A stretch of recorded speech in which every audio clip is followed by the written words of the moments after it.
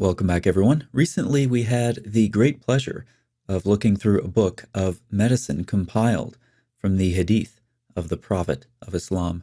Let's review one thing we learned and then look at an interesting email response to it. We'll talk about this in more detail later, but let me summarize the main point of what's being said. There are numerous Hadith that talk about breastfeeding while pregnant. Here in Suyuti's Book of Medicine, Imam Malik is commenting on this topic.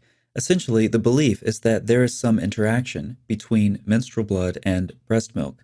As a result, pregnancy and breastfeeding can't occur together at the risk of injuring a child. Interestingly, this is one of the topics that Muhammad seems uncertain about. He didn't like breastfeeding during pregnancy and wanted to prohibit it, but couldn't determine, observationally, if it caused any harm or not. However, there are certainly reports attributed to Muhammad that prohibit breastfeeding while pregnant entirely. Muhammad said, "Do not kill your children secretly, for the milk with which a child is suckled while his mother is pregnant overtakes the horseman and throws him from his horse." The puzzling part about being thrown down from a horse reflects the belief that corrupted milk can have immediate or long-lasting effects, resulting in someone reaching adulthood, let's say, but being weaker and less able to succeed in feats of strength, for example, in battle. Now let's look at an email response that I received to my video, "Are You a Hadith Rejector?" This email comes from a woman in a Muslim-majority country, and so I will quote her anonymously because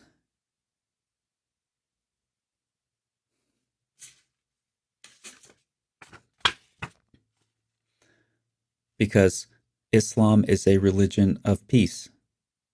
I was just watching your video, "Are You a Hadith Rejector?" when you shared this gem about women breastfeeding during pregnancy. Wow, so far, very positive. When I was pregnant with my second, I had several women tell me I needed to stop breastfeeding my toddler because it was bad for the baby. And now we see the wisdom of Muhammad coming to the surface.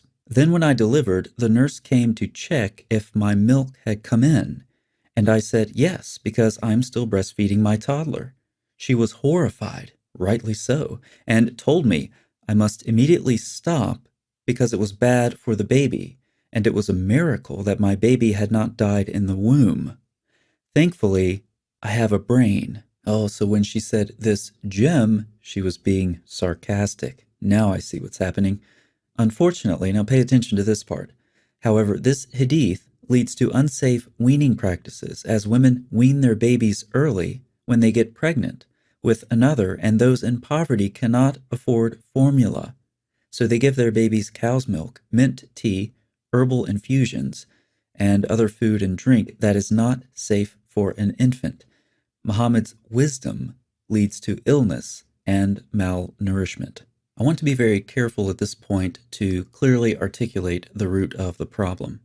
The women described at the end of this email are impoverished in at least two ways, materially and intellectually. Materially, they can't afford baby formula. Intellectually, they're impoverished because they've been brainwashed with Muhammad's stupidity. The malnourishment of children because of these hadith is tragic, and I'm certain that if these women knew better, they would stop. But they don't know better. Many of them can't know better because all they know is Islam, and that's not their fault. I'll tell you whose fault it is. Muslim scholars and authorities have preserved and perpetuated the stupidity of these traditions and many others from Muhammad, regardless of the fact that so many of them are regressive, dangerous, and harmful, and affect most people who aren't in a position to know any better, like children or women in poverty in Muslim-majority countries. So great job, Muslims, keeping these traditions alive, from wife beating to FGM to women being intellectually deficient to not breastfeeding while pregnant, and so much more. You're doing great work. Or not. So let's see what's actually going on with this medicine stuff in the Islamic sources. Regular viewers of this channel know by now that you should not assume originality when approaching the Muslim sources. Assume whatever you're reading came from somewhere else, and you'll be right most of the time, including now. Here's an example. Muhammad had this dumb idea that a baby would resemble whatever parent orgasmed first. This sounds very close to beliefs held by Aristotle and Galen, among others. And by very close, I mean identical. And regular viewers of this channel will be really surprised by what comes next. These same ideas are also expressed in get ready to be surprised. Are you ready? This is something you haven't heard before 500 times on this channel. That's right, back to the same sources the Quran and Hadith borrow heavily from, rabbinic tradition. Here in the Talmud, we also see that a baby's characteristics are determined by who orgasms first. Note that a proof text is cited, Leviticus 12:2. The rabbis get there by using some of their hermeneutical gymnastics that no critically thinking exegete would accept. So they assume ideas from Greek medicine, but reverse the result by reading into the biblical text. So if a woman reaches an orgasm first, she will bear a male child, and vice versa. How creative. By the way, these are the same types of hermeneutical gymnastics that the Quran accepts when it borrows from rabbinic tradition elsewhere. This is why, for example, the Quran states that the flood waters boiled during Noah's day. What's wordplay for the rabbis is the word of Allah and Muhammad for Muslims. That quote is so good, I expect to see it in the comments section below. But more on boiling in a second.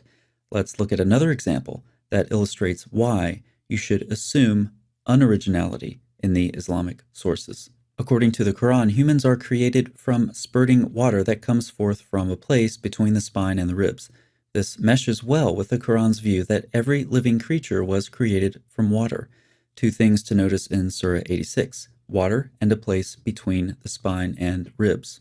By the way, Muslims who want to try the miracle of reinterpretation for this verse, have fun, but the number of people you can fool with that nonsense is declining substantially these days, so you might want to think of something else. Anyway, the Quran is reflecting beliefs attested in ancient medical texts, where a man's seed is created from moisture accumulated in the body. This moisture undergoes a transformation and is sent to the spinal marrow, where it goes to the kidneys next. So now the next time you're playing trivia with your friends, and the question is, what do the Quran, ancient medicine, backbones, and water all have in common? You'll know the answer. You might want to find some new friends. Funny how Allah's revelation sounds so much like Greek medicine. It's almost as if the author of the Quran just took these ideas and... No, that couldn't be. Let's go back to Muhammad's Book of Medicine, now that you've been primed to know that very little in the Islamic sources is original. We're back to the original quote that we looked at the beginning of this video. Notice this line, which provides one basis for the ridiculous assertions made. The menstrual blood passes to the breasts and is converted to milk. So let's see if you've been paying attention. What two types of sources do you think we can find these same ideas in? Tough question, isn't it? That's right, ancient Greek medicine and rabbinic literature. According to the prevailing theories of Greco-Roman medicine, when a woman became pregnant, this same blood, referring to menstrual blood, was reappropriated by the body in order to feed and form the fetus, and when the pregnancy reached its end, redirected to the breasts and concocted into milk. And from the Talmud, some rabbis believed that menstrual blood decomposes and turns into milk. So now we know where that idea comes from. But wait a second, we might have missed something. Did we just read that blood forms the fetus in Greco-Roman medicine? When a woman became pregnant, this same blood was reappropriated by the body in order to feed and form the fetus. And the Quran talks about humans being formed from a clot as well. But what kind of clot? Could that be a blood clot? I don't know. I better ask the scholars. Yep, it's a clot of blood. Well, that's an interesting and a fortuitous coincidence. Now, a few minutes ago, I mentioned boiling. Remember those flood waters of Noah?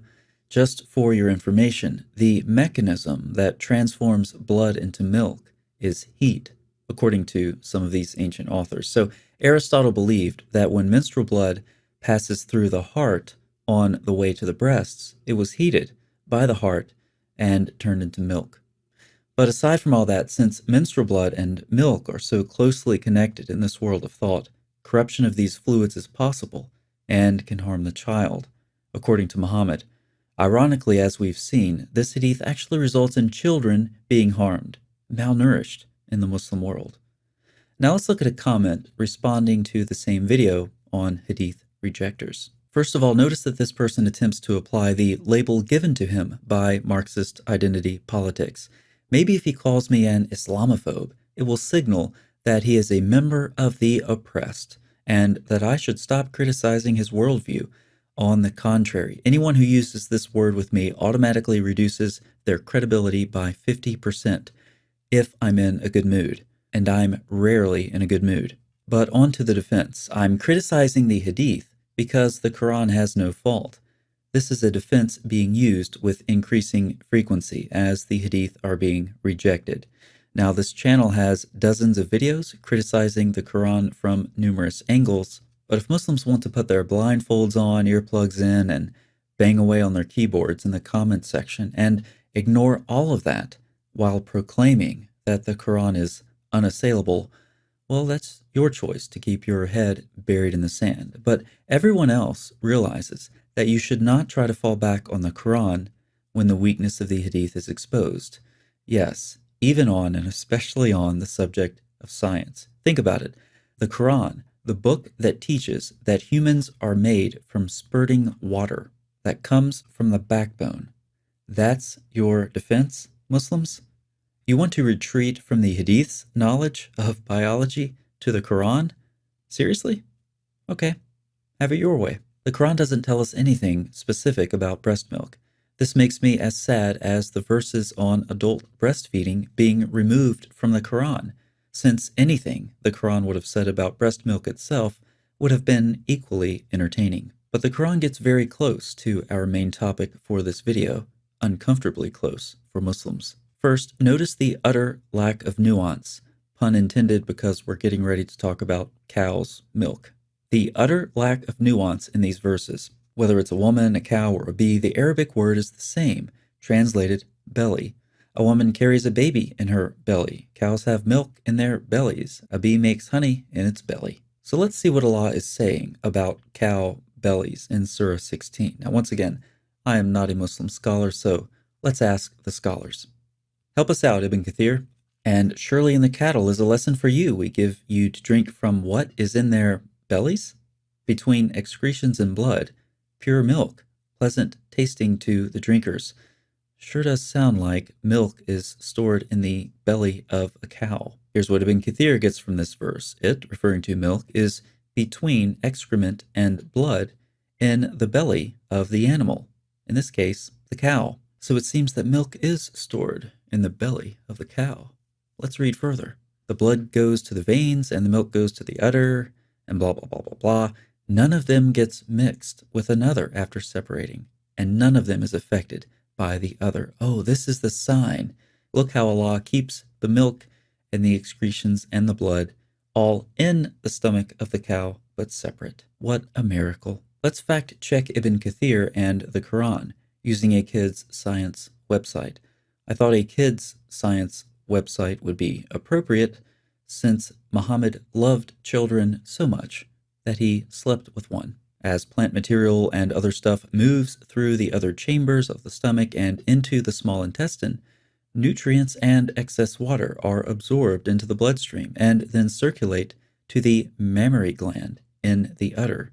There, special cells combine the nutrients with sugars from the cow's liver to create milk. Also, the milk is made in the udder, which means it isn't stored in the stomach, which means it doesn't actually have to get transported through the body to be dispensed. Do you see where Allah failed here? If he would have used some nuance instead of the same word belly over and over, and if he would have said that cows don't actually have milk in their bellies, it's made in the udder, then maybe, just maybe, that would have fixed Muhammad's problem. Had the Quran been written more carefully and accurately, Muhammad and generations of Muslim scholars would have concluded that cows produce milk in their udders and, by analogy, and here's the conceptual leap that hopefully Muhammad could have made, that by analogy, women produce milk in their breasts. Therefore, there's no danger of cross-contamination between blood and breast milk. Then kids today wouldn't be malnourished because they don't know any better than to follow Muhammad's stupid hadith, which simply perpetuates outdated ideas from ancient medicine. But no, Allah makes no effort to contradict ancient Greek medicine in the Quran. In fact, we've actually seen that it's endorsed. So no, Muslims, don't try to fall back on the Quran. In the very few times Allah musters up the courage to talk about biology in the Quran, he's embarrassing, like the Hadith, though mercifully, he's less detailed. Before we end, let's remind ourselves of the big picture of what's actually going on here. For a very long time now, Muslims have been losing wars and land, getting left behind in technology, and having their religion increasingly scrutinized. All of this has left them with an identity crisis. Modern science provided a new discourse and an opportunity to regain some credibility. If only the Muslim sources could be reread as scientifically accurate, maybe that would help the religion limp along for a time and blend in with modern societies, giving the illusion of compatibility. This enterprise is failing massively. Today, Islamic sources are being subjected to scrutiny like never before, and they are failing those tests as well. Yes, there are plenty of Muslims floating around in the vacuum of Islamic thought, but there are plenty leaving. Those numbers are increasing. The religion of Islam is collapsing. But hey, that's what happens when you build your house on the sand. Thanks so much for watching. I'll see you next time.